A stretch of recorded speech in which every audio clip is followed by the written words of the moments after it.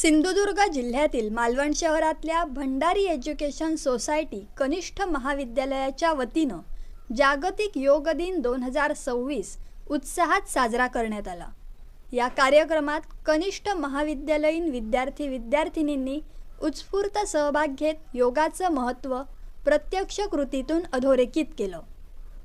कार्यक्रमादरम्यान विद्यार्थ्यांनी वृक्षासन, उत्कटासन, ताडासन, अर्धकटी चक्रासन, वक्रासन तसंच वीरभद्रासन प्रकार 2 यांसारखी विविध योगासनं सादर केली। या कार्यक्रमासाठी संस्थेचे दशरथ कवटकर, प्राचार्य रामचंद्र बनसोडे अशा मान्यवरांसह शिक्षक वृंद उपस्थित होते।